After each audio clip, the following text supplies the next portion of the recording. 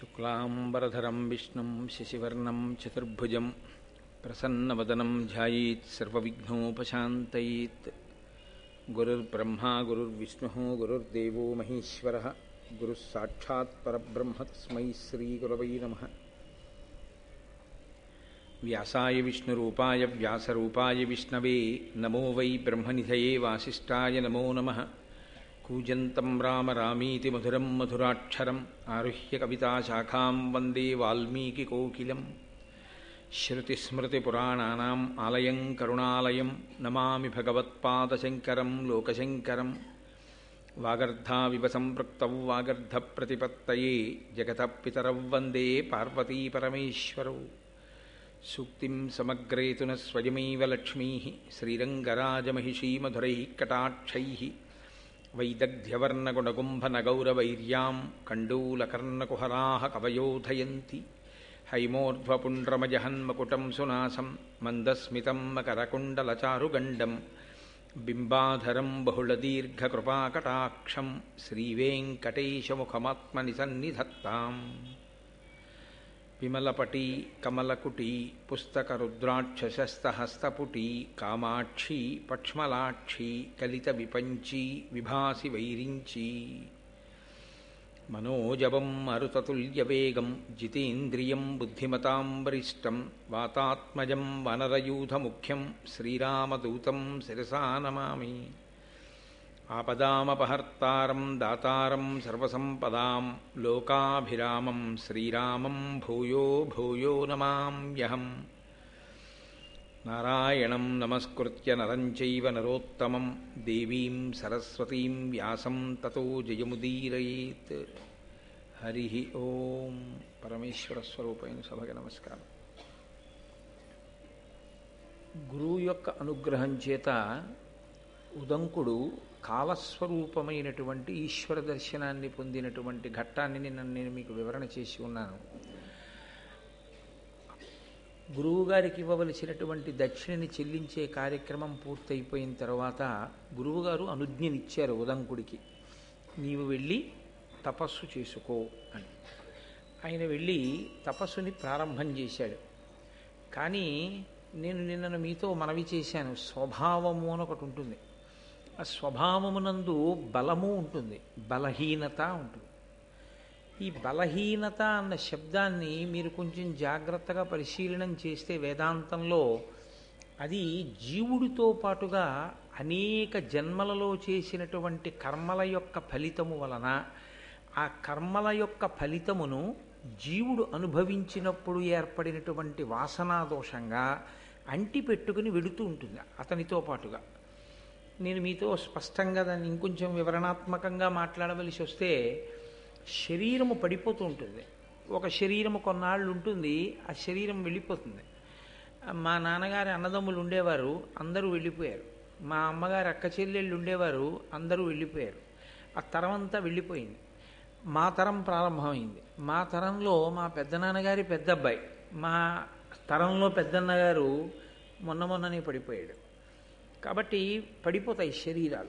ఒక్కొక్క శరీరం పడిపోతుంది. పడిపోతే ఆ జీవుడు శరీరంలోంచి నిర్గమిస్తాడు, బయటికి వెళ్ళిపోతాడు. వెళ్ళిపోతే ఎక్కడికి వెళ్ళాలి? ఎక్కడికి వెళ్ళడానికి ఏమి ఉండదు. రవీంద్రనాథ్ ఠాగూర్ గీతాంజలిలో వర్ణిస్తాడు, తల్లి ఒళ్ళో పడుకోబెట్టుకోబడినటువంటి పసిపిల్లవాడికి తల్లి స్తన్యం ఇచ్చేటప్పుడు కుడి స్తనాన్ని వాడి నోట్లో పెట్టి వాడి కడుపు నిండలేదని వాడి తలని ఇటు నుంచి ఇటు తొడ మీదకి మార్చుకుని ఎడమ స్థనాన్ని వాడి నోట్లో పెట్టేటప్పుడు మధ్యలో ఉండే వ్యవధి ఎలా ఉంటుందో, జీవుడు ఈ శరీరాన్ని విడిచిపెట్టి ఇంకో శరీరంలోకి వెళ్ళడం అలా ఉంటుంది. భాగవతంలో దాన్ని ఒక అద్భుతమైన ఉపమానంతో వర్ణిస్తారు. గొంగళి పురుగు ఆకు మించి ఆకు మీదకి వెళుతుంది. వెళ్ళేటప్పుడు ఒక ఆకు మీదకి వెళ్ళి ఆకు చివర వరకు వెళ్ళి ఆ ఆకుకి దగ్గరగా ఉండే ఇంకో ఆకుని చూసుకుంటుంది. చూసుకుని మొట్టమొదట ఆ ముందు భాగాన్ని పైకెత్తుతుంది. పైకెత్తి గభాలన ఆ అవతల ఆకు మీదకి వాలుతుంది. వాలి పాకడం మొదలుపెట్టిన తర్వాత మెల్లిగా ఆఖరి భాగం వచ్చేటప్పటికి ఏమవుతుందంటే ఆ కొద్ది బరువుకి ఆకల పట్టుకుని ఉంటుంది. ఈ కొంచెం భాగాన్ని కూడా లాగేసుకుంటుంది అవతలాకు మీదకి, యువతలాకు దూరంగా వెళ్ళిపోతుంది. అలాగే జీవుడు ఒక శరీరాన్ని విడిచిపెట్టి వేరొక శరీరంలోకి వెళ్ళిపోతూ ఉంటాడు. వెళ్ళిపోయేటప్పుడు వచ్చేటటువంటి పెద్ద సమస్య అంతా ఎక్కడొస్తుందంటే, ఈ శరీరంతో ఉన్నంత కాలము దీన్ని భోగస్థానంగా వాడుకుంటూ దేని మీద విపరీతమైన మమకారాన్ని పెంచుకున్నాడో, దేన్ని అనుభవించడంలో తాదాత్మ్యతని పెట్టుకున్నాడో ఆ వాసనని పట్టుకుని పెడతాడు. ఒక ప్రత్యేకమైన పదార్థము అంటే ఇష్టం అనుకోండి, దానికి ఏ ప్రమేయం లేకుండా, దానికి ఒక ఆధారం లేకుండా, మీరు చూడండి, ఒక శిశువు జన్మిస్తాడు, వాడికి కొంచెం పెద్దవాడు అవగానే నాకు ఇది వద్దంటాడు, నాకు ఇది వద్దు. వాడికి వెల్లుల్లిపాయ వాసన చూస్తే వాంతి వస్తుంది, వాడు వెల్లుల్లిపాయ తినడు ఎప్పుడు. అంటే అది ఈ జన్మ సంస్కారం కాదు, వాడు గత జన్మలలో ఎక్కడో ఆహార నియమాన్ని బాగా పాటించి రజోగుణ ప్రకోపం కల్పించగలిగినటువంటి పదార్థమును తనంత తానుగా పరిత్యజించడంలో చేసిన పరిశ్రమ యందు కృతకృత్యుడై అప్పుడు గెలిచినటువంటి వాసనా బలం జీవుడితో వచ్చింది. అందుకని వాడు వెల్లుల్లి తినడు. వాడు ఒక వస్తువుని ఎక్కువ ఇష్టపడతాడు. ఏదో తెల్లటి రంగు ఉందనుకోండి, చాలా ఇష్టపడతాడు, ఎప్పుడూ తెల్లటి బట్టలే కట్టుకుంటాడు, అసలు రంగు బట్ట కట్టుకోడు, ఎప్పుడూ తెల్ల బట్టలే. ఎందుకలా? లోకంలో అందరూ కట్టుకోవట్లే రంగు బట్టలు. అంటే అతనికి ఈ రంగుల మీద వ్యామోహం పోయి ఏదో సత్వగుణంలో ప్రవేశించాలని ఎప్పుడూ తెల్లటి బట్టలు కట్టుకుని ఉండాలనేటటువంటి సాధన కొంతకాలం చేశాడు గతంలో. ఆ జీవుడు కొంత దూరం వెళ్ళాడు, ఆ సాధన పూర్తి అవ్వలేదు, విడిచిపెట్టాడు, మళ్ళీ ఈ జన్మలోకి వచ్చాడు. ఇప్పుడు అతనికి ఇతర రంగుల వస్త్రాల మీద వ్యామోహం ఉండదు. మిగిలిన వాళ్ళందరూ వెళ్ళి రంగురంగుల బట్టలు బోల్డన్ని చూసుకుంటూ ఉంటారు, అతనికి ఆ బాధ ఉండదు. అతను కేవలం ఎప్పుడూ తెల్లటి బట్టలే కట్టుకుంటాడు. ఎంత వ్యామోహాన్ని జయించాడో మీరు జాగ్రత్తగా ఆలోచించండి. అంత తేలిక విషయం ఏం కాదు. అతనికి దేంతోనూ ఇబ్బంది లేదు. అతనికి ఒక తెల్లటి ప్యాంటు, తెల్లటి షర్టు ఉంటే చాలు. అతను గెలిచాడు వాసనాబలాన్ని. అలాగే గెలవని వాసనాబలం ఉంటుంది, ఒకదాని మీద వ్యామోహం ఉండిపోతుంది. ఉండిపోయిన వ్యామోహం కూడా జీవుడి వెంట వచ్చేస్తుంది. వచ్చేస్తే అందులో చాలా ఇబ్బందికరమైనటువంటి లక్షణం ఏమిటంటే, తాను ఇష్టపడినదేదో ఆ ఇష్టపడిన వస్తువును తాను పొందడంలో ప్రతిబంధకంగా వచ్చినటువంటి వాడు ఎవరున్నాడో వాడి మీద దీర్ఘకాలము కోపం పెట్టుకునేటటువంటి లక్షణమును కలిగి ఉండడం. ఇది పతనహేతువులలో ఒకటై కూర్చుంటుంది. ఇది ఒక్కొక్కసారి ఏమవుతుందంటే, ఆ చిట్ట చివర ప్రాణోత్క్రమణం అయిపోయే ముందు ఎవరి మీద ఎక్కువ కోపం పెట్టుకున్నాడో వాడి గురించి ఆలోచిస్తుంది. మీరు కొంచెం జాగ్రత్తగా గమనిస్తే మనసు ఆలోచించడానికి రెండే ఉంటాయి, అంటే అంటుకోవడానికి. మిగిలిన వాటి మించి వెళ్ళిపోతుంది. అలాగా వెళ్ళిపోతూ అది అంటుకుంటుంది. మీరు ఎప్పుడైనా చూసుంటారు, చిన్నతనంలో మా చిన్నప్పుడు గుంటల బోర్డు అని ఒక ఆట ఆడించేవారు. అందులో ఇలా పైకి బోర్డు ఉంటుంది, దాని నిండా గుంటలు ఉంటాయి, కన్నాలు. గోళీలన్నీ కింద ఒక డబ్బా లాంటి దాంట్లో పెట్టి ఒక పుల్లతో ఇలా అనమనేవారు. ఇలా అంటే అది అలా తిరిగి సమతలంగా ఉన్న ప్రదేశం నుంచి వెడితే కిందకు వస్తుంది. అది కానీ ఏదైనా గుంతలోకి వెడితే అందులోకి వెళ్ళి నిలబడిపోతుంది. అలాగే మనసుతో ఉన్న సమస్య ఏమిటంటే, అది ఎప్పుడూ ఖాళీగా ఉండదు. అది సంకల్ప వికల్ప సంఘాతమై అలా వెడుతూ ఉంటుంది ఎప్పుడు. ఈ వెళ్ళడంలో దానికి ఇష్టమైంది కనపడింది అనుకోండి ఆగిపోతుంది, దానికి ఇష్టం లేనిది కనపడింది అనుకోండి ఆగిపోతుంది. రెండింటి దగ్గర ఆగుతుంది. ఇష్టం లేనిది ఏదో జ్ఞాపకానికి వచ్చింది అనుకోండి, ఎంత తప్పు పని చేశాడురా వీడు, ఎంత బాధ పెట్టాడురా నన్ను అని అదే పనిగా స్మరణ చేస్తుంది, పట్టుకుంటుంది అక్కడ కూడా. తనకి ఇష్టమైంది అనుకోండి, అబ్బా నాకు ఆ వస్తువు లభిస్తేనా అని దాని గురించి స్మరిస్తుంది. తాను బాగా పట్టుకునేది ఎక్కడ అంటే, ఇష్టమైన చోట, ఇష్టము లేని చోట, ఈ రెండు చోట్లే పట్టుకుంటుంది. ఈ రెండు చోట్ల పట్టుకున్నప్పుడు కూడా శక్తి క్షీణించిపోతుంది. ఇందులో చిత్రం ఏమిటంటే, కోప్పడినప్పుడు వచ్చేటటువంటి శక్తిహీనత కన్నా ఆ వస్తువు లభించినప్పుడు కలిగినటువంటి సుఖమునందు ఎక్కువ శక్తి క్షయమైపోతుంది. కాబట్టి ఈ కోపం ఉండిపోవడం అనేటటువంటి స్వభావం అంత తేలిగ్గా గెలవడం సాధ్యం కాదు. అక్కడ నేను తట్టుకోలేనండి అంటాడు. తొందరగా వెనక్కి రాలేడు. ఒక్కొక్కరు కోపం వస్తుంది, కానీ మళ్ళీ కొంచెం తొందరగా వెనక్కి వచ్చేస్తాడు. అది మంచి లక్షణం. అది అలా తొందరగా వెనక్కి రాగలగడం అనేటటువంటిది అది ఒక ఈశ్వరానుగ్రహం సాధనలో. లేకపోతే అది చాలా దీర్ఘకాలం అలా ఉండిపోయింది అనుకోండి, చాలా ప్రమాదహేతు. అది జీవుడు నశించిపోతాడు దానివల్ల. ఈ దీర్ఘకాలం జ్ఞాపకం పెట్టుకుని తవ్వుకు బాధపడేటటువంటి లక్షణం ఏది ఉందో దాన్ని క్రోధము అని పిలుస్తారు. అదే లలితా సహస్రనామ స్తోత్రంలో క్రోధాకారాంకుశోజ్వల అని పేరు. అంకుశం మావటివాడు చేత్తో పట్టుకుంటాడు. పట్టుకుని ఏనుగు శరీరం మీద ఇంకెక్కడ పొడవడు ఆ చేతిలో ఉన్న అంకుశంతో. దాని మీద ఎక్కి కూర్చుని దాని కుంభస్థలం మీద పొడుస్తాడు అది పెట్టి. అది ఇంగ్లీష్ అక్షరాల్లో స్మాల్ హెచ్ ఎలా ఉంటుందో అలా ఉంటుంది.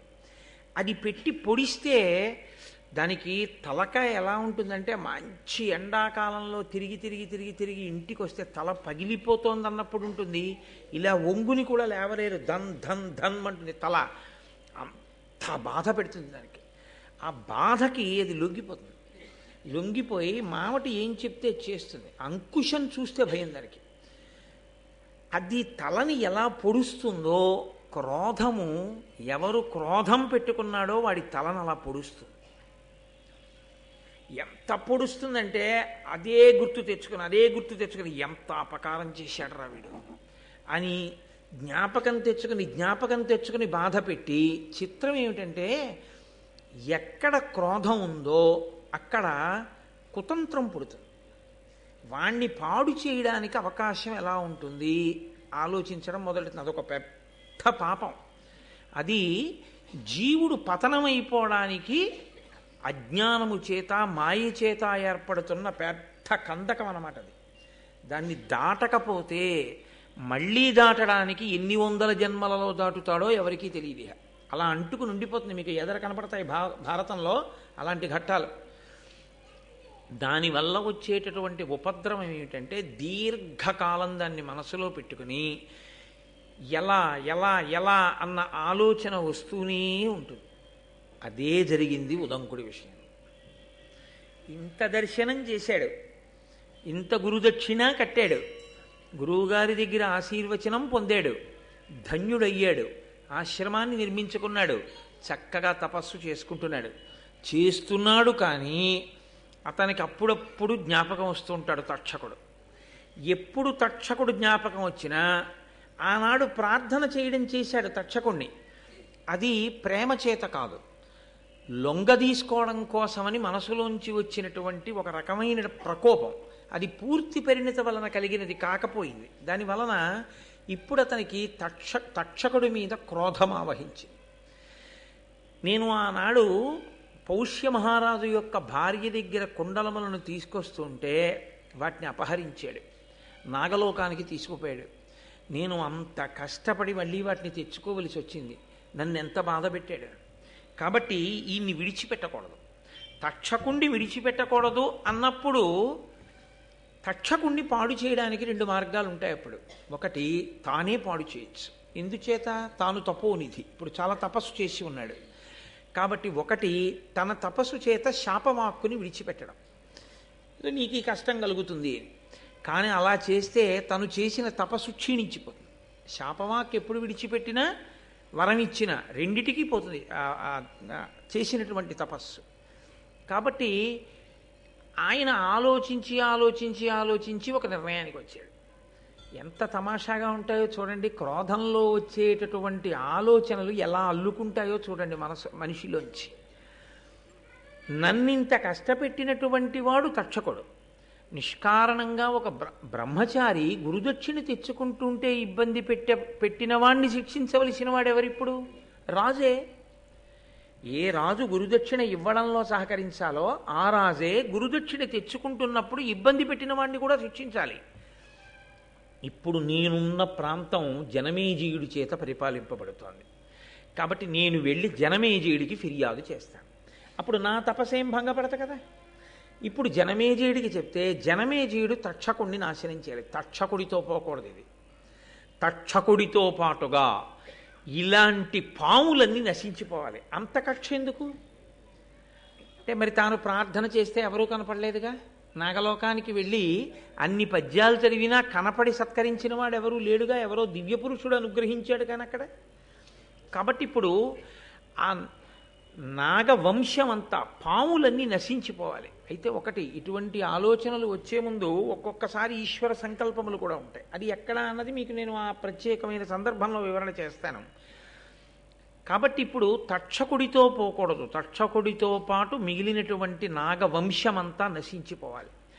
దీనికి నేను జనమేజయుడి దగ్గరికి వెళ్ళి ఆయన యొక్క మనసు పాములన్నింటినీ కూడా నశింపచేసే విధంగా ఆయన మనసులో ప్రచోదనం కలిగేటట్టు మాట్లాడతాను. మీకు ఇందులో ఒక తమాషా ఉంటుంది. బాగా కోపం ఉన్నవాడు వెంటనే మాట్లాడడం ఒక ఎత్తు, అదుపు తప్పి ఉంటుంది ఆ మాట. అప్పుడు నోటి నుంచి వచ్చేటటువంటి మాటలో ఉచ్చనీచములు ఉండవు. గబుక్కుని నోటి వెంట అనరాని పరుషవాక్యాలు వచ్చేస్తాయి. మనసు ఇంకా చాలా అదుపులో ఉంచుకుని మాట మాత్రమే వ్యగ్రతతో ఉంది తప్ప మనసు అంత తొందరగా ఆ తమోగుణానికి రజోగుణానికి పూర్తిగా వశమైపోయేంత స్థితిలో ఉన్నవాడు కాదు ఆయన అని గుర్తు ఏమిటంటే దేనికి కోపం వచ్చిందో అదొకటే మాట్లాడతాడంతే తప్ప నింద చేయడం కానీ నోటి వెంట పరుషవాక్యాలు విడిచిపెట్టడం కానీ తిట్టడం కానీ అలాంటివి రావు. అంటే అదుపులో ఉంది అని గుర్తు. ఇందులో తిన్నగా వెళ్ళి తాను జనమేజయుడికి చెప్పేశాడు అనుకోండి, అది ఏదో అతకని విధంగా తన కోపం అంతా వెళ్ళగక్కినట్టు ఉంటుంది. కానీ అలా ఉండకూడదు. ఇప్పుడు తన కోపం వెళ్ళగక్కడం ప్రధానం కాదు, జనమేజయుడికి కోపం రావాలి తక్షకుడి మీద. ఇప్పుడు తన కోపాన్ని జనమేజయుడి మనసులో పెట్టాలి. పెట్టి నిజమే నేను తక్షకుడి వంశాన్ని నాగుల్ని నాశనం చేసేయాలనేటటువంటి బుద్ధి పుట్టాలి.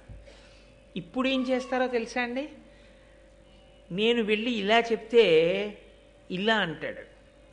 అప్పుడు నేను ఇలా అంటే నా బేలతనం బయటికి వస్తుంది. ఏమయ్యా నీ మనసులో ఉన్న రాగద్వేషాలన్నీ నాకు అంటించడానికి వచ్చావా అంటే, నన్ను వాడుకోవడానికి వచ్చావా అంటే మళ్ళీ అదో అవమానం. అందుకని ఒకవేళ అతని వైపు ఎవరైనా సభలో మాట్లాడితే, నేను మాట్లాడితే ఇంకా రాజు మళ్ళీ దాన్ని అలా కాదయా ఇలా జరిగిందేమో అనడానికి అవకాశం ఉండకూడదు. అలా రాజు మనసులో క్రోధం కలగాలి. కాబట్టి నేను ఎలా మాట్లాడితే ఆయన బుర్రకెక్కుతుంది. ఇది బాగా సావధానంగా ప్రణాళిక నిర్మాణం చేయడం. ఇది మరింత ప్రమాదకరమైన స్థితి. ఎందుకో తెలుసా అండి, అవతలవాడి పతనం కోసం యువతలవాడు తన క్రోధాన్ని అణిచిపెట్టి ఇంకొకరి మనసులోకి ఆ క్రోధాన్ని ప్రవేశపెట్టడం కోసం గొప్ప ప్రణాళికని నిర్మాణం చేయడం. ఇది పైకి చూడ్డానికి అబ్బా ఎంత గొప్ప వ్యూహరచన చేశాడండి అనిపిస్తుంది. యథార్థమునకు అవి జారుడు మెట్లు. అలాంటి జారుడు మెట్ల మీద నిలబడిన వాడు జీవుడు కిందకి వెళ్ళిపోతాడు, జీవుడు జారిపోతాడు. ఎందుకనంటే నిన్ను మోసం చేసిన వాడు ఏ పాపాన్ని పొంది ఉన్నాడో మోసం చేసిన వాడి పట్ల చేసేటటువంటి కుట్ర చేత నీవు కూడా అలాగే జారిపోతున్నావు. సమానంగా జారిపోతున్నప్పుడు ఈశ్వరుడు ఇప్పుడు అతన్ని మాత్రమే శిక్షించవలసిన అవసరం ఎక్కడుంది? నీకు శిక్ష వేయవలసి ఉంటుంది. ఎందుకంటే ఈశ్వరుడు శిక్ష వేస్తే చేసిన క్రియకే కాదు, ఇలా చేస్తే బాగుండన్న నీ మానసికమైన వికారానికి కూడా వేయవలసి ఉంటుంది. చిత్రగుప్తుడు అంటే మనసుతో చేసిన దాన్ని కూడా రాసుకుంటాడు కదా మరి ఈశ్వరుడు. అందుకని నీ మనసు యందు రాకూడని ఆలోచనలు వచ్చాయి, రావడమే పాపహేతువు. ఇప్పుడు ఈ పాపహేతువు ఏం చేస్తుందంటే వాణ్ణి శిక్షిస్తే నిన్ను శిక్షించాలి. నువ్వు శిక్షార్హుడవే, నువ్వు పుణ్యాత్ముడవై నిలబడినది ఎక్కడ? నిన్ను కాపాడడానికి నేను బయలుదేరడానికి నువ్వు నన్నే నమ్మి నిలబడింది ఎక్కడ? వాడిని ఎలా పాడు చేయొచ్చని నీ ఆలోచనలు నువ్వు చేయలా అన్న స్థితి వస్తుంది కదా. అందుకని జారుడు మెట్ల మీద నిలబడ్డట్టు క్రౌర్యముతో ఆలోచించి ప్రణాళికా నిర్మాణము చెయ్యడం అనేటటువంటి దాని యందు బ్రాహ్మణునికి అటువంటి వ్యగ్రత అస్సలు పనికిరాదు. బ్రాహ్మణుడు అసలు ఆలోచించకూడదు. ఎందుకనంటే ఆయన ఉదారుడై లోకమునకంతటికీ మార్గాన్ని చూపించవలసిన వాడు. వెంటనే ఉద్ధరించి మనసు సంస్కరింపబడేటటువంటి స్థితి తేవాలి తప్ప అసలు అవతల వారిలో కలిగిన ఆలోచనని కూడా ప్రోత్సహించకూడదు. అటువంటి ఉదంకుడు ఇంత తపస్సు చేసినవాడు ఇటువంటి ఆలోచన, ఇంత గొప్ప వ్యూహ నిర్మాణం చెయ్యకూడదు. దాని వలన ఉదంకుడు ఉన్నతిని పొందుతున్నాడా అని మీరు నన్ను అడిగితే ఏం చెప్పవలసి ఉంటుందంటే, ఖచ్చితంగా ఆయన జారుడు మెట్ల మీద నిలబడుతున్నాడు ఇవాళ అని చెప్పవలసి ఉంటుంది. అది ఎవరికైనా అంతే. మహాభారతం అత్యంత సున్నితమైన విషయాన్ని స్పృశిస్తోంది. అందుకే జీవితంలో మహాభారతాన్ని బాగా విన్నటువంటి వారు తాము జారిపోకుండా ఎలా నిలబడాలో తెలుసుకుంటారు. తాము జారిపోకుండా నిలబడితే కదూ అసలు ఆ గౌరవం. అలా ఈశ్వరుడి దృష్టిలో మీరు ఏ పని చేస్తున్నా ఎప్పుడూ ఒక విషయాన్ని జ్ఞాపకం పెట్టుకోవాలి, నేను ఈశ్వరునకు జవాబుదారి. ఈశ్వరుడు ఒక్కడు నా ఆలోచన సరళిని గమనించగలిగితే చాలు, నాకు ఏ కితాబులు అక్కర్లేదు. ఈశ్వరుడి దృష్టిలో నేను దోషినైన నాడు లోకమంతా పొగిడినా నే చేసిన నేరాన్నించి నేను తప్పించుకోవడం సాధ్యం కాదు. ఇదొక్కటి పరిశీలనం అలవాటైపోయిందనుకోండి, మీరు తొందరపడి అధర్మం వైపుకి వెళ్ళలేరు. మీరు ఈశ్వరుణ్ణే గట్టిగా పట్టుకుని ఉంటారు.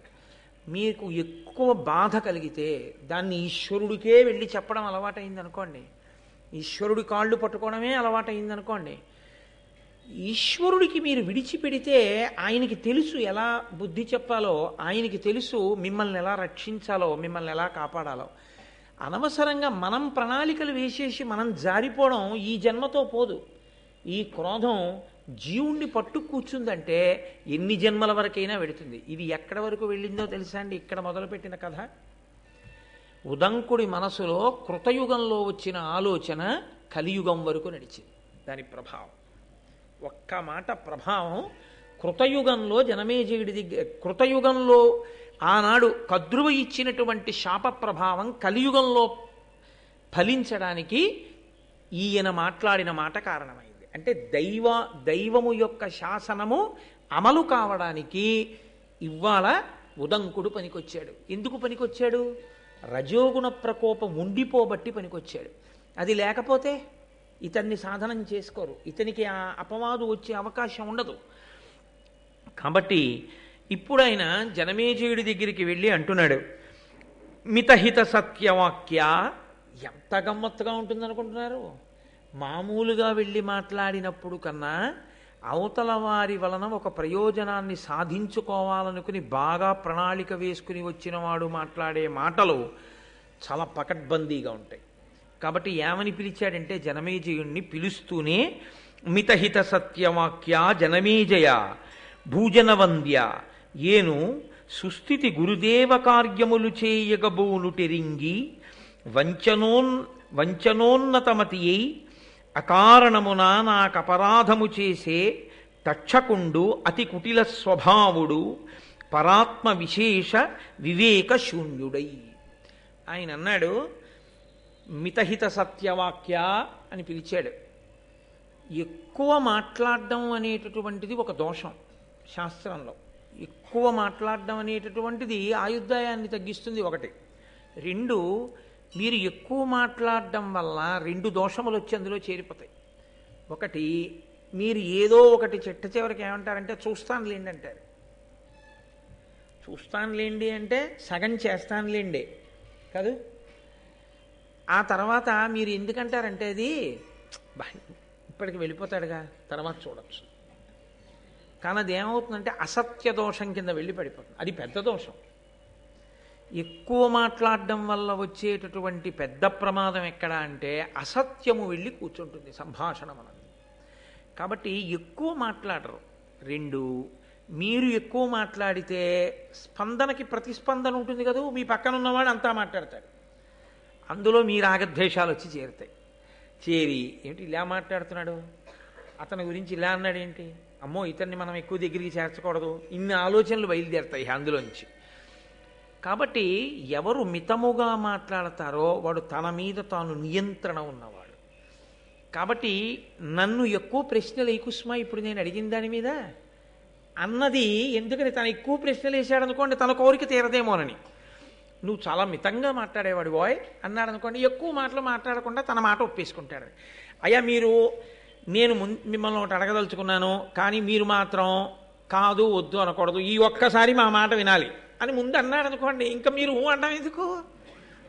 మిమ్మల్ని ఊ అన్నది అనిపించడానికి వచ్చాడంతే కాదు, అది అనుమతించాడు, అనిపించుకోవడానికి వచ్చాడు. కానీ నిజంగా మీరు అనుమతిస్తున్నారో లేదో ఆయనకు అనవసరమైన విషయం అది. మీరు హృదయం పరిపూర్ణంగా మీరు అనుమతిస్తే చేస్తాను అన్నాడు అనుకోండి వేరు, మీరు కాదనకూడదు, మీరు ఊ అనాలి అంతే ఈ ఒక్కసారికి అన్నాడు అనుకోండి, ఇంకా మీరు అది వినకుండా ఊ అనడం మంచిది కాదు. ఊ అనాలనుకుంటే నేను అలా అనను, అది నా స్వభావం కాదు అని మీరు అనగలిగితే ఆయనతో మీ అనుబంధాన్ని కొనసాగించడం ప్రశ్నార్థం కదా. ఎంత ఇబ్బంది ఉంది, ఒక్క మాటలో ఎంత ఇబ్బంది ఉంటుందో చూడండి. కాబట్టి మిత హిత సత్య వాక్య, ఎంత గొప్ప మాటలేశాడో చూడండి. అది లోపలి ఆలోచన. మితంగా మాట్లాడేవాడా, హితంగా మాట్లాడేవాడా అంటే నేను అన్నదానికి కాదనకుండా ఉండేవాడా. సత్యవాక్య, చూస్తానులేండి అన్న తర్వాత డేట్లు ఇవ్వకుండా పోకూడదు, ఇచ్చి తీరాలి. కాబట్టి సత్యవాక్య అన్నమాట నిలబెట్టుకోవాలి. కాబట్టి ఇప్పుడు ఏం చేస్తున్నట్లు, జనమేజయుడు తానన్న మాట వినేటట్టుగా ఆయన్ని మానసికంగా సిద్ధం చేస్తున్నాడు. జనమేజయ, మీ మంత్రి గారిని అన్నానో సైన్యాధ్యక్షుడిని అన్నానో అనుకుంటున్నావేమో, నిన్నే. కాబట్టి మితహిత సత్యవాక్య జనమేజయ, నేను చాలా మంచివాణ్ణయా భూజనవంద్య, ఏను సుస్థితి గురుదేవ కార్యములు చేయగబూనుటెరింగి, నేను గురుదక్షిణ తేవడం కోసమని చెప్పి వెళ్ళి వస్తున్నాను, నేను పవిత్రమైన పని మీద ఉన్నానని తెలిసి కూడా ఇది చెయ్యకూడని పని, ఇది చెయ్యవలసిన పని అనేటటువంటి వివేకాన్ని పూర్తిగా మర్చిపోయి పెద్దల పట్ల ఎలా ప్రవర్తించాలో ప్రవర్తించవలసినటువంటి విధానాన్ని పూర్తిగా విస్మరించి కుటిల స్వభావుడై అవతల వారిని మోసం చెయ్యడమే తన ప్రధానమైనటువంటి ఆలోచన విధానంగా పెట్టుకున్నవాడై ఆ తక్షకుడున్నాడే, ఆయన నన్ను చాలా ఇబ్బంది పెట్టాడు. కుండలములు పట్టుకుపోయాడు కాబట్టి ఇప్పుడు నువ్వు జోక్యం చేసుకోమని అడగట్లేదు, కుండలములు తెచ్చేశాను. కానీ నేను ఎంత బాధపడ్డానో తెలుసా, చాలా బాధపడ్డాను ఆ తక్షకుని యొక్క ప్రవర్తన చేత. కాబట్టి భూజనవంద్య, భూమిజనుల చేత నమస్కరింపబడేవాడా, అటువంటి తప్పు చేసినవాడు ఇప్పుడు దానివల్ల వచ్చిన నష్టమేమిటి అని నువ్వు వదిలిపెట్టడానికి వీల్లేదు. నేను బాధపడ్డానా లేదా, కాబట్టి ఆ బాధపడిన దానికి నువ్వు పరిహారం చూపించాలంటే తక్షకుణ్ణి నువ్వు శిక్ష వేయాలి అని. ఇప్పుడు రాజు మనసు ఎటువైపు గడుతుంది మీరు ఆలోచించండి. ఆయన నిష్పక్షపాతంగా ఒక ఆలోచన చేస్తాడు. ఇందులో ఒక చిన్న ఇబ్బంది ఒకటి వస్తుంది.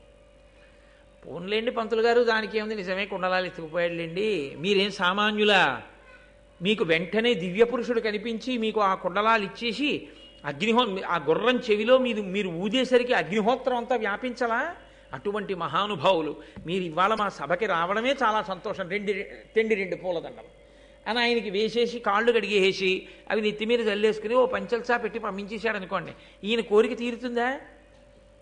తీరదు. పోన్లేండి ఏదో జరిగింది, ఏదో జరిగిపోయింది, మీరు బ్రాహ్మణులు అంత కోపం పెట్టుకోకూడదు, మీ మనసు వెన్నపూసలా ఉండాలి, పౌష్య మహారాజు చెప్పాడుగా, అలా చెప్పాడు అనుకోండి తిరిగి, అప్పుడు రాజు మనసులో క్రౌర్యం లేదు కదండి. అందుకని క్రౌర్యం లేదు కాబట్టి పోన్లేండి అని కొంత ఆలోచిస్తే ఆలోచించవచ్చు, లేదా తాననుకున్నంత శిక్ష వెయ్యకపోవచ్చు. నిజమే, అలా చెయ్యకుండా ఉండవలసింది. కాబట్టి తక్షకుడు ఎక్కడున్నా సరే పట్టి తీసుకొచ్చి తక్షకుడికి కొంత శిక్ష వేస్తానన్నాడు అనుకోండి, సరిపోతుంది ఆయనకి? చాలదు. ఆయన మనసు వ్యగ్రత ఎలా ఉందంటే తక్షకుడు నశించాలి, తక్షకుడితో సరిపోకూడదు, తక్షకుడితో పాటు నాగులన్నీ నశించాలి. కాబట్టి ఇప్పుడు తనకెంత కోపం ఉందో అంత కోపం జనమేజయుడికి రావాలి. కాబట్టి ఇప్పుడు ముందు తనెందుకు వచ్చాడో తన వైపు నుంచి చెప్పాడు, ఇప్పుడు ఇంకొక మాట చెప్పాడు. ఎంత గొప్ప ఆలోచన చేశాడో చూడండి. ఇప్పుడు అన్నాడు, అనవరతార్థదానయజనాభిరతున్ భరతాన్వయాభివర్ధను సకల ప్రజాహిత విధాను ధనంజయ సన్నిభున్ భవజ్జనకు పరీక్షితున్ భుజగజాల్ముడసహ్య విశోగ్ర ధూమకేతన హతి చేసిన తిదాంతు కృతాంత నికేతనాతిథిన్. ఆ తక్షకుడు నాకు మాత్రమే అపకారం చేసినవాడు కాదు, అనవరతార్థదాన యజనాభిరతున్. మహానుభావుడు అడిగిన వాళ్ళందరికీ లేదనకుండా దానాలు చేసినవాడయా నీ తండ్రి. భరతాన్వయాభివర్ధను, భరత వంశాన్నంతటినీ కూడా పెంచినవాడు, గొప్పగా వంశాన్ని పెంచినవాడు సాక్షాత్తు నీకు తండ్రి. సకల ప్రజాహిత విధాను, సకల ప్రజల యొక్క హితమును కోరి పరిపాలన చేసినటువంటి వాడు. ధనంజయ సంధిభున్, అర్జునుడితో సమానమైన వాడు.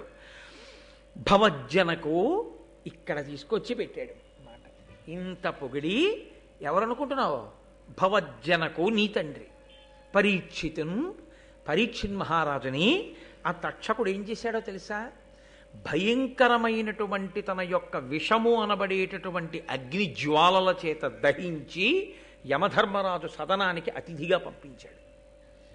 లేకపోతే మీ తండ్రి ఇంకా ఎంతకాలం రాజ్యం చేయవలసిందే. మీ తండ్రిని పొట్టన పెట్టుకున్నవాడు ఆ తక్షకుడే. ఈ మాట అనేసరికి ఎంత కాదన్నా జనమేజయుడిలో తాను కోరిన ప్రతిస్పందన వస్తుంది కదండి. ఇది ఆయన ఆలోచన. మా నాన్నని చంపేశాడు కదూ. తక్షకుడు ఎందుకు చంపాడు? ఒక బ్రాహ్మణ వాక్కు కొరకు చంపాడు. శృంగి అనబడేటటువంటి మహర్షి కుమారుడు ఒకడు శపించాడు, నేటికి 7వ రోజు లోపల నువ్వు తక్షకుని యొక్క విషము చేత మరణిస్తావు అని శాపవాక్కు విడిచిపెట్టాడు. ఆ శాపవాక్కు నిజమవ్వాలి కాబట్టి తక్షకుడు వచ్చి చంపాడు. దాన్ని ఎంత చమత్కారంగా చెప్పాడో చూడండి ఆయన. అంటే ఏదైనా సరే అవతల వారికి కోపం తెప్పించేటట్టుగా మాట్లాడగలిగినటువంటి ప్రజ్ఞ.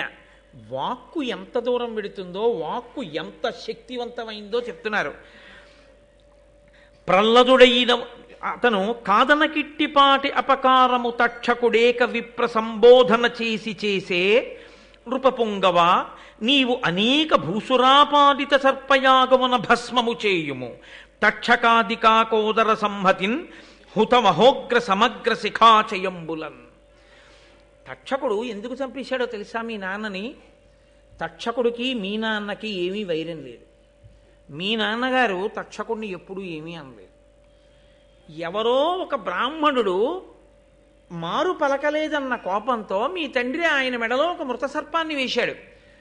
తండ్రి మెడలో మృత సర్పాన్ని వేశాడన్న మాటకి కోపం వచ్చి ఆ ముని యొక్క కుమారుడు నేటికి 7వ రోజు లోపల నువ్వు తక్షకుడి వలన మరణిస్తా అన్నాడు. అంటే ఇప్పుడు తక్షకుడికి 2 మార్గాలు ఉన్నాయి. ఒకటి శృంగి మాటకి చంపేయడం, 2 శృంగి మాటకి చంపకపోవడం. ఎందుకు చంపకుండా ఉండొచ్చు? మీ నాన్న ఎంత గొప్పవాడో ఇందాక చెప్పే కదా, ఇక్కడ చెప్పలేదు, ముందే చెప్పాడు పద్యంలో. అర్జునుడితో సమానుడు, లోకమునంతటినీ కూడా అంత గొప్పగా పరిపాలించినవాడు, నిరంతరము పరమభక్తితో యజ్ఞయాగాది క్రతువులు చేసినవాడు, దానధర్మములు చేసినవాడు. అటువంటి వాణ్ణి ఒక బ్రాహ్మణుడు తక్షకుడు చంపుతాడని అన్నాడని వెళ్ళి చంపేశాడు తప్ప, ఆ బ్రాహ్మణుడి దగ్గరికి వెళ్ళి మధ్యలో నేనా దొరికాను నీకు, నే చంపుతానని శాపవాక్కెందుకు విడిచిపెట్టావు? నేనెందుకు చంపాలి పరీక్షిత్తుని? పరీక్షిత్తు లాంటి ప్రభువు శరీరం విడిచిపెడితే ఈ లోకాన్ని రక్షించడానికి మళ్ళీ అటువంటి ధర్మాత్ముడు ఎక్కడి నుంచి వస్తాడు? ఎందుకంత తీవ్రమైన వాక్కు విడిచిపెట్టావు? నేను నీ మాట వినను, నేను కరవను. అలా కరవకుండా ఉన్నందుకు నాకు కూడా శాపవాక్కు ఇస్తావా? ఇస్తే ధర్మం కోసం నేను కూడా శరీరం వదిలిపెడతాను తప్ప నేను ప్రభువుని చంపను అనగలిగాడా తక్షకుడు? ఇప్పుడు క్రోధం ఎవరిలోకి ఎడుతోంది? ఒక ఇంజెక్షన్ పట్టుకుని అవతల వారిలోకి ఎక్కించినట్లు తనలో ఉన్న క్రోధం ఏ స్థాయిలో ఉందో అంత స్థాయిలో ఆయనలోకి పంపిస్తున్నాడు. ఇప్పుడు పరిష్కారం కూడా చెప్పేశాడు. ఇంకా మళ్ళీ ప్రత్యేకంగా దీనికి నేనేం చెయ్యాలని ఆలోచన రావక్కర్లేదు జనమేజయుడికి. ఎంత గొప్పగా చెప్పాడో చూడండి. నృపపుంగవ, నీవు అనేక భూసురాపాదిత సర్పయాగమన భస్మము చేయుము తక్షకాదికాకోదర సంహతిన్ హుతవహోగ్ర సమగ్ర శిఖాచయంబులన్. ఒక బ్రాహ్మణుడన్న మాటకి తక్షకుడు చంపేశాడు మీ నాన్నని. నువ్వు చాలామంది ఋత్విక్కుల్ని తీసుకురా, కూర్చోబెట్టు. వాళ్ళందరూ కలిసి ఒక్కొక్క పాము పేరు చెప్పి స్వాహ అంటారు. ఆ పాము పడిపోవలసిందే. ఒక బ్రాహ్మణుడి మాటకి తక్షకుడు వెళ్ళి మీ నాన్నని చంపేయచ్చు, ఆ బ్రాహ్మణుడి మాటకి పాములు వచ్చి అగ్నిలో పడక్కర్లా? మీ నాన్న విషయంలో ఓ నీతి, బ్రాహ్మణులు వచ్చి చెప్పిన తర్వాత ఈ పాముల విషయంలో ఒక నీత, వాళ్ళని వచ్చి పడిపోమను. చిట్ట చివర తక్షకాయ స్వాహ అనమను, తక్షకుడు కూడా వచ్చి అగ్నిలో పడిపోతాడు. అప్పుడు నువ్వు పీటల మీద కూర్చుని, ఏమయ్యా బ్రాహ్మణ వాక్కుకి మా నాన్నని చంపావుగా, బ్రాహ్మణ వాక్కుకి నువ్వు చావు అను. నీ పగ తీరుతుంది రాజా.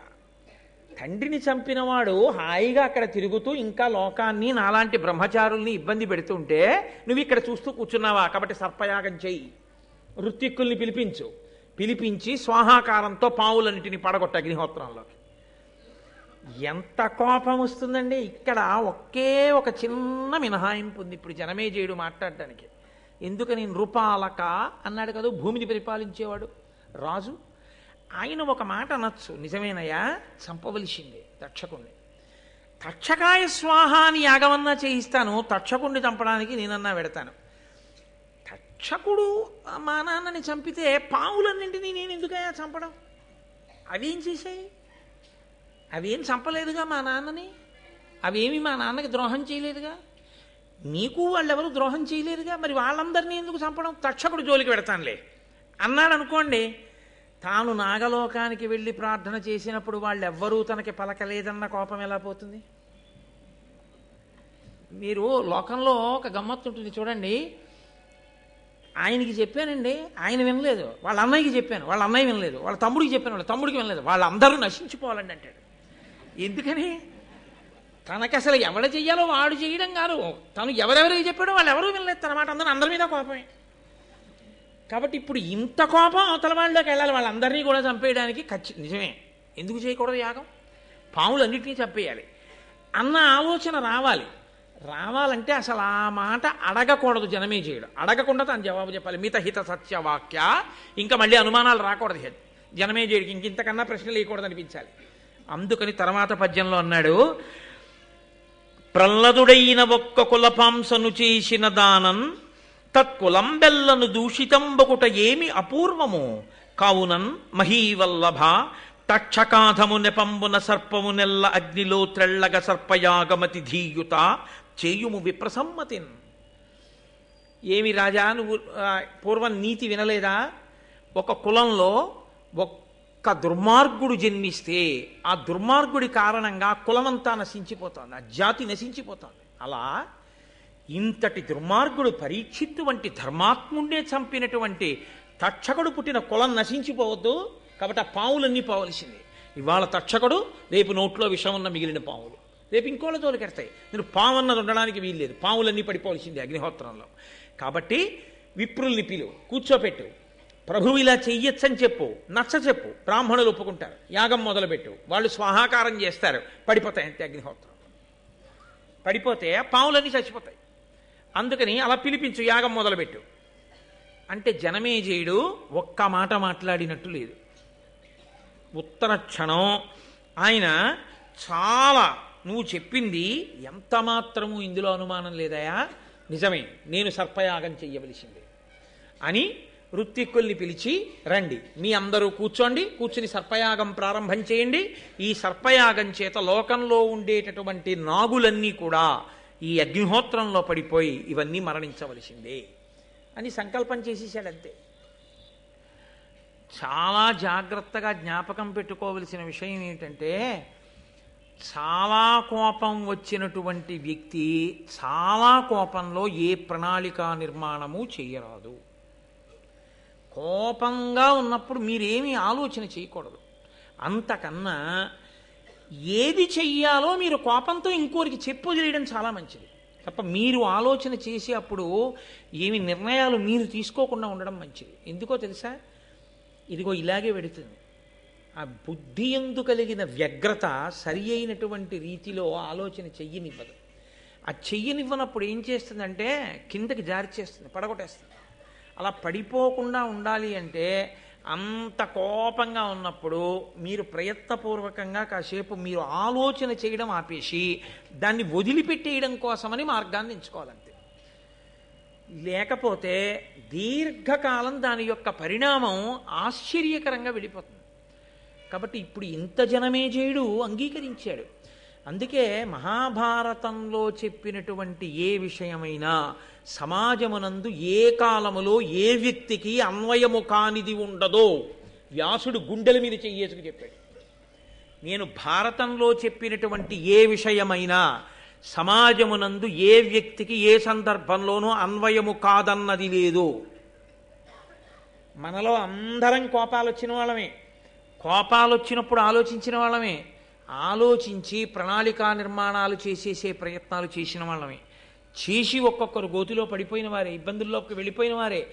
గబుక్కుని చూడండి, క్రోధం వచ్చి చేసినటువంటి ఒక్క తప్పుకి యావజ్జీవితం కారాగారంలోకి వెళ్ళిపోతాడు.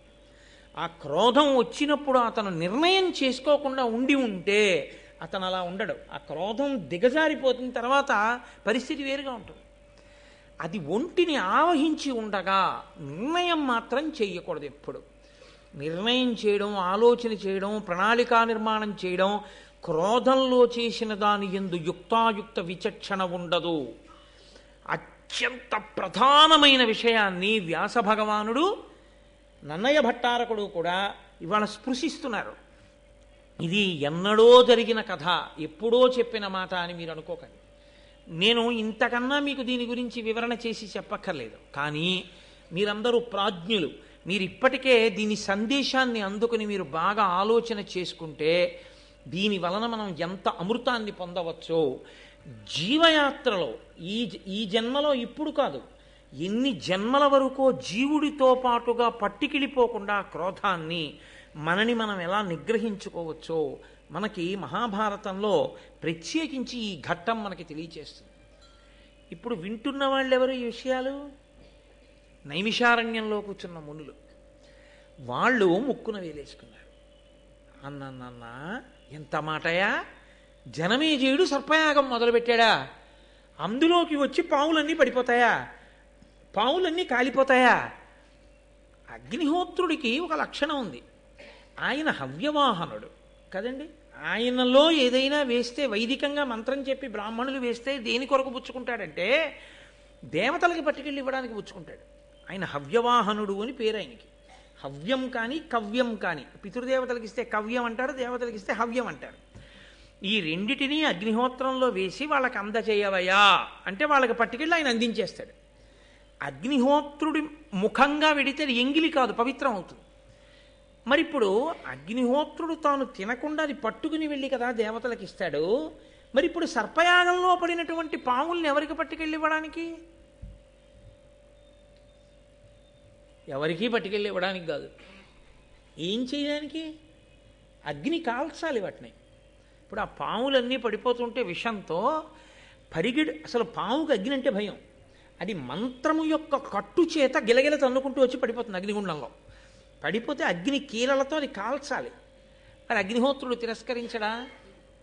నేను ఇదేమిటయా ఇలాంటి పనులు నాకప్ప చెప్పారు మీరు, మంత్రంతో హవ్యం ఇవ్వండి పట్టుకెడతాను దేవతలకి, కవ్యం ఇవ్వండి పట్టుకెడతాను పితృదేవతలకి. ఇది ఎక్కడి ప్రారంభం? మీరు మంత్రం చెప్పి పాముల్ని తీసుకొచ్చి నాలో బారేస్తే నేను కాల్సిన అదే పనిగా ఇక్కడ కూర్చుని ఒకటా రెండా ఎన్ని పాములు, ఎన్ని రంగుల పాములు, ఎన్ని తెల్ల పాములు ఎదర చూతురు. కానీ ఒక్క కద్రువ కొడుకుల పేర్లే అంత విచిత్రంగా ఉంటాయి.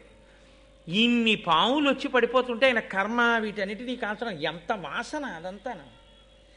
ఆయన కాల్చడం ఏమిటయా, ఎంత గొప్ప ప్రశ్న వేశారో చూడండి. ఆయన ఎలా కాల్చాడు, జనమేజయుడు ఎలా చేశాడు ఈ సర్పయాగాన్ని? పోని ఈ జనమేజయుడు చేసినటువంటి సర్పయాగంలో సర్పములన్నీ పడిపోయి ఉంటే పాములు ఉండకూడదుగా? అసలు ఇక పామన్నది మిగలకపోతే పాముల జాతి ఉండకూడదుగా, అంతరించిపోవాలి.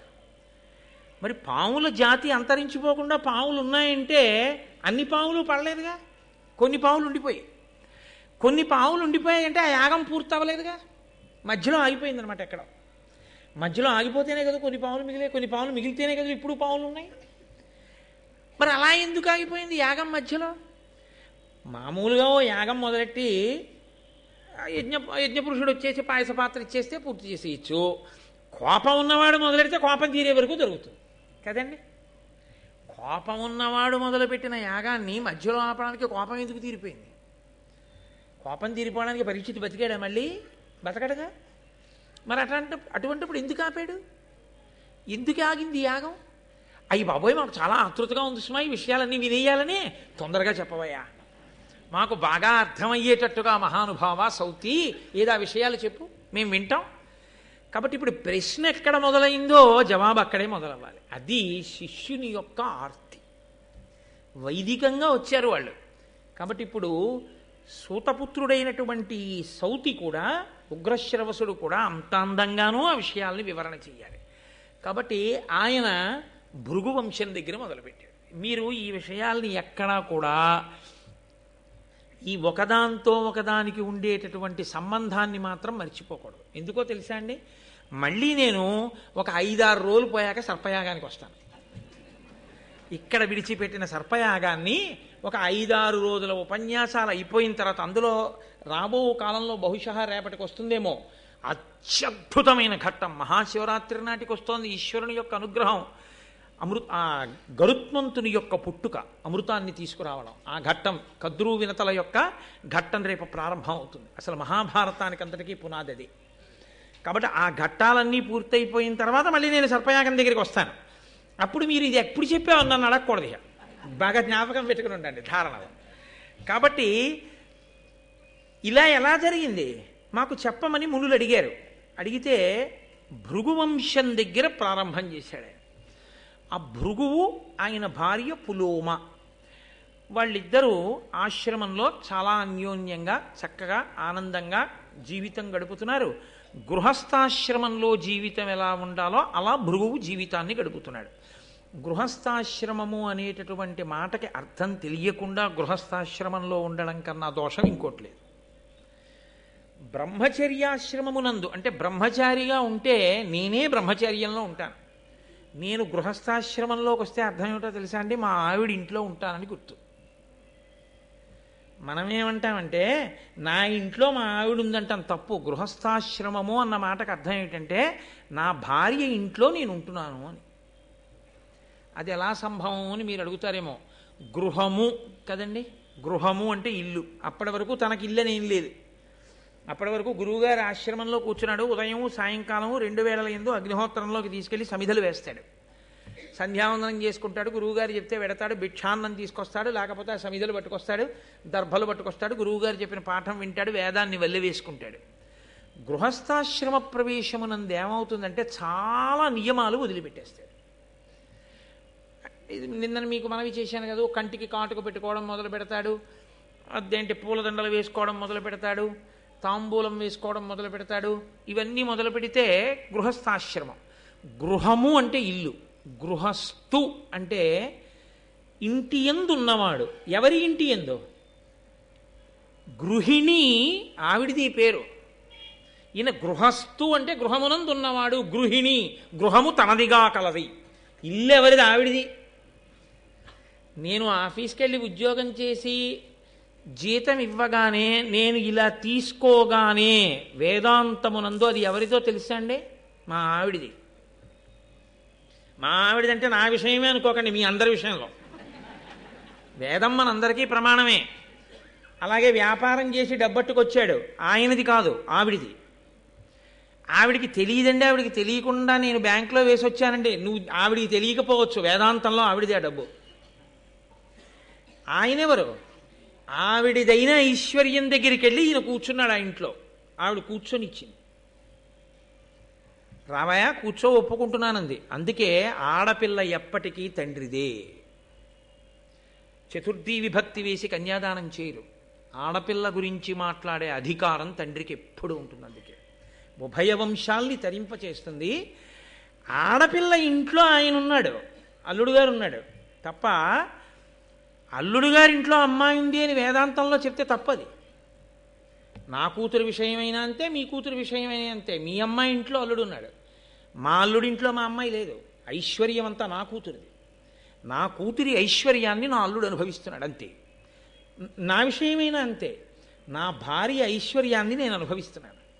నా భార్యకి ఐశ్వర్యం లేకపోతే నేను ఇక్కడ కూర్చుని మాట్లాడే అదృష్టం నాకు పట్టదు. దాని ఐశ్వర్యం ఉంటేనే, దానికి కూడా ఐశ్వర్యం ఉంటేనే నాకు ఈ సభాపూజ్యత, లేకపోతే ఇది ఉండదు. అందుకే ఇల్లు ఇల్లాలు అంటారు. ఇల్లు తనది, ఆమెది. అందుకని ఇల్లాలన్న మాట ఆవిడిదే. గృహస్థాశ్రమము అన్న మాటలో అర్థం ఏమిటంటే ఆవిడదైన ఇంట్లోకి ఈయన పెడతాడు. తప్ప ఈయన ఇంట్లోకి ఆవిడొస్తోంది అనకూడదు వేదాంతంలో. నేను మీకు ఏమైనా అనుమానం ఉంటే నేను చెప్పిన విషయంలో మీరు వేదభాష్యం చదువుకోండి, లేకపోతే వేదం తెలుసున్న పెద్దల్ని వెళ్ళి అడగండి, కోటేశ్వర ఇలా చెప్పారు నిజమేనండి అని. అది గృహస్థాశ్రమం అంటే. కాబట్టి ఇప్పుడు గృహస్థాశ్రమంలో అలా వెళ్ళిన తరువాత ఇద్దరికీ కూడా పవిత్రమైనది ఒకటి ఉంటుంది.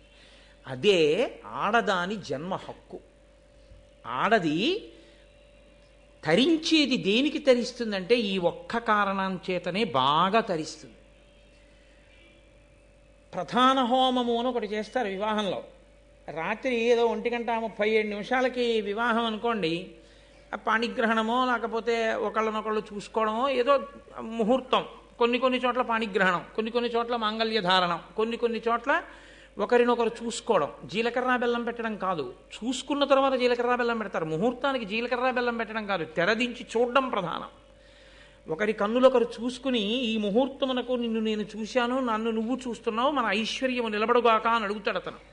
కాబట్టి అయం ముహూర్త సుముహూర్తోస్తు అంటే అవును ఇది సుముహూర్తమే అని మనం వెళ్ళి అక్షతలు వేస్తాం.